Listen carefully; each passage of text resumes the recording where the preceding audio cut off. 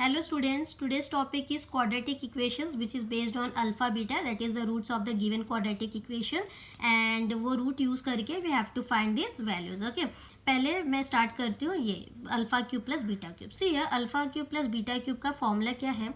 Alpha plus beta the whole cube minus 3 alpha into beta and bracket में alpha plus beta. It means हमको अगर alpha plus beta की value मिल जाए और अल्फा इंटू बीटा की वैल्यू मिल जाए तो हम इसमें सब्सटीट्यूट करके वैल्यूज फाइंड आउट कर सकते हैं. तो ये जो वैल्यू है alpha plus beta and alpha into beta, तो ये हमें वैल्यू कैसे मिलेगा? सी यहाँ पे क्वाड्रेटिक इक्वेशन दिया हुआ है, जैसे मैं यहाँ पे लेती हूँ x square plus 5x minus 1 is equal to 0. So on comparing coefficient with ax square plus bx plus c is equal to 0, ये जो टॉपिक है मैंने ऑलरेडी प्रीवियस वीडियो में आपको बताया था. तो a का value you are getting 1, b का value you are getting 5 and c का value you are getting minus 1. तो क्योंकि यहाँ पे देखो sum of the roots and product of the roots का भी डायरेक्ट फॉर्मूला है. अल्फा प्लस बीटा का डायरेक्ट फॉर्मूला है minus B upon A and alpha into beta का फॉर्मूला है सी अपॉन ए. अब यहाँ पे हम इसको वैल्यू सब्सटीट्यूट कर देते हैं. b का वैल्यू इज 5, तो माइनस 5 अपॉन 1 तो इज इक्वल टू ये हो गया minus 5. Okay, now C upon A, तो that is minus 1 upon 1 which is equal to minus 1. अब ये देखो ये दोनों वैल्यू हमको मिल गया, इसमें हम सब्सटीट्यूट कर देते हैं.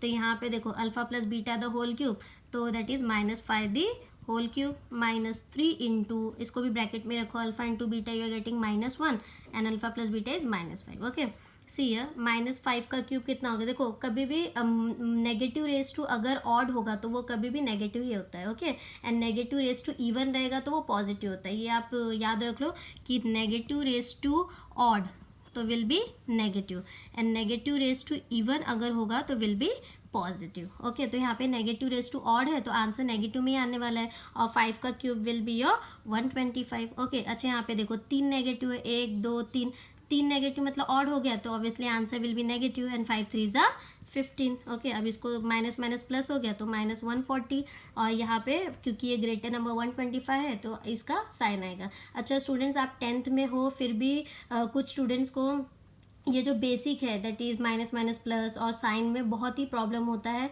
तो मैंने इस बेसिक कॉन्सेप्ट से रिलेटेड भी वीडियोस अपलोड किए हैं. आप प्लीज़ अगर आपको कोई भी उसमें डाउट है आप उसे फॉलो कर सकते हैं. ओके, नाउ सी ये सब हमारा सॉल्व हो गया. Now the second question is alpha square plus beta square. Okay, and उसके लिए भी क्वाड्रेटिक इक्वेशन सेम है. तो इसका डायरेक्ट फॉर्मूला क्या है? Alpha plus beta the whole square minus 2 into alpha beta. हमने ऑलरेडी अल्फा प्लस बीटा का वैल्यू माइनस 5 निकाला है. The whole square minus 2 into alpha into beta is minus 1. अब मैंने बोला कि minus raise to that is negative raise to even is always positive and 5 का square is 25. Minus minus again यहाँ पे 2 नेगेटिव साइन मतलब इवन है तो अगेन पॉजिटिव 2, तो you are getting value 27. I hope कि आपको ये क्वेश्चन काफ़ी अच्छे से समझ में आया. And again I am saying कि ये जो क्वेश्चन है बहुत ही इंपॉर्टेंट है तो प्लीज़ आप इसे अच्छे से फॉलो कीजिए. Now will start with the word problems. सी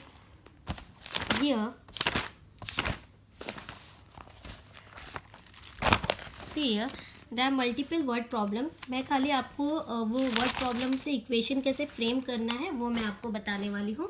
सी पहले हम क्वेश्चन यहाँ पे देखते हैं क्या दिया है. क्वेश्चन की प्रोडक्ट ऑफ द प्रगतिज age of age 2 years ago and 3 years hence. अच्छा जैसे कि ये जो क्वेश्चन है, क्योंकि हम क्वाड्रेटिक इक्वेशन मैंने टॉपिक बोला इसलिए आपको पता है कि यस यहाँ पे क्वाड्रेटिक इक्वेशन फ्रेम होने वाला है. बट अगर बोर्ड में जब क्वेश्चन आता है वर्ड प्रॉब्लम तो बच्चे स्टूडेंट्स कंफ्यूज हो जाते हैं कि ये कौन से चैप्टर से रिलेटेड है, कि वेदर ये इधर ये लीनियर इक्वेशन का है और क्वाड्रेटिक इक्वेशन का है या फिर अरिथमेटिक प्रोग्रेशन का है. तो उसके लिए भी एक आपको ट्रिक लगाना है, ट्रिक यूज़ करना है, खुद का दिमाग यूज़ करना है कि मतलब हमें कैसे समझना है कि क्वाड्रेटिक इक्वेशन फ्रेम होगा. यहाँ पे सी यहाँ पे प्रोडक्ट ऑफ प्रगति से यहाँ पे सिर्फ एक के बारे में ही बात करें, बराबर.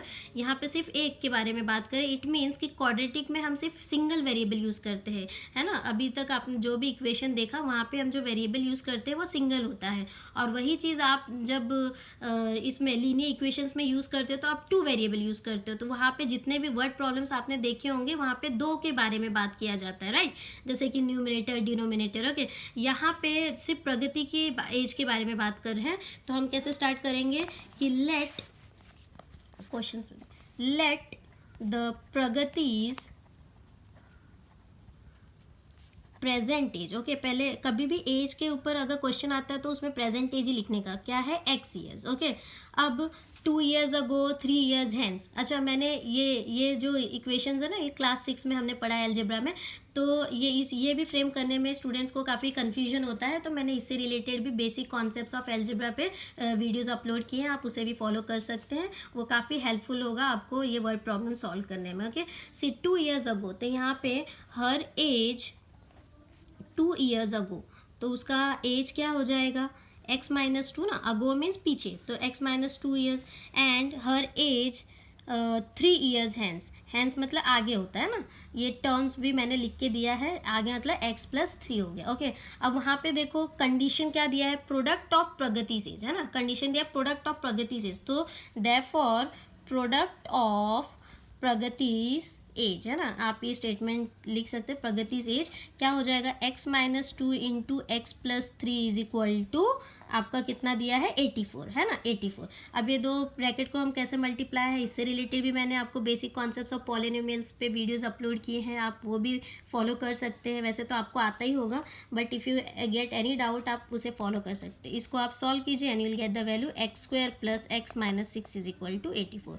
Now this is your quadratic equation, आप इसे किसी भी मेथड से सॉल्व कर सकते हो। मैंने ऑल 3 मेथड पे मैंने आपको वीडियो अपलोड किया है, factorization method, completing the square method और formula method. Basically formula method काफ़ी इजी होता है, तो आप उसको यूज़ करके इसे सॉल्व कर सकते हो। And don't forget to write the final statement what you get the value for x.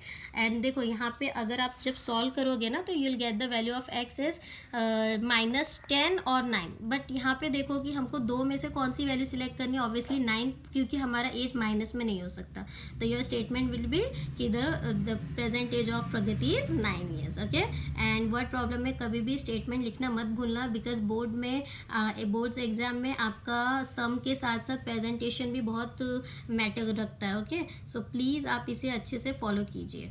Now will start with the second some.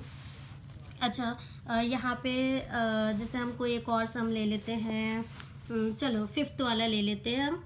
Okay, तो यहाँ पे जब आप क्वेश्चन रीड करोगे तो यहाँ पे क्या दिया है कि Suez scored 10 marks more in second test, right.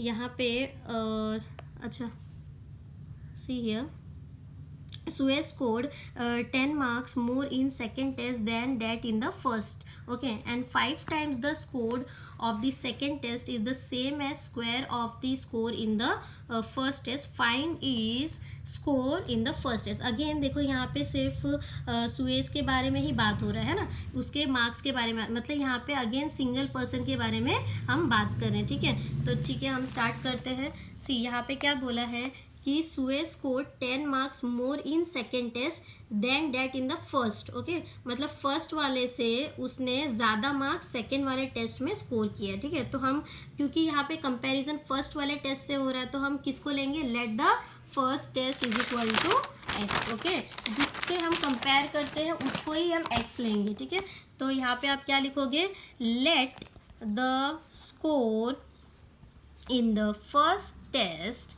Okay, is equal to x. जैसे मैं यहाँ पे ले लेती हूँ, तो आई होप कि आपको अच्छे से समझ रहा होगा।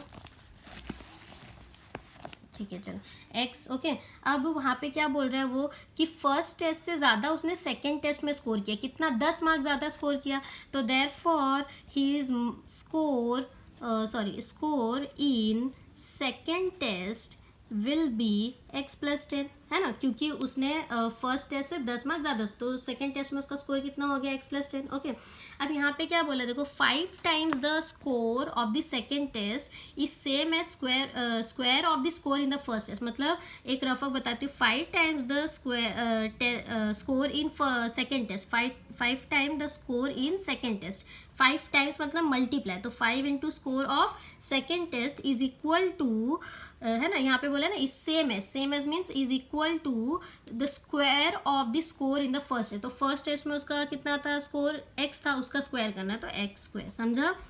तो इस तरीके से आपका इक्वेशन बनेगा। इसको ओपन करो, 5x plus 5 10 50 is equal to x square, therefore x square minus 5x minus 50 is equal to 0। This will be your equation and आप इसको किसी भी मेथड से सॉल्व करो।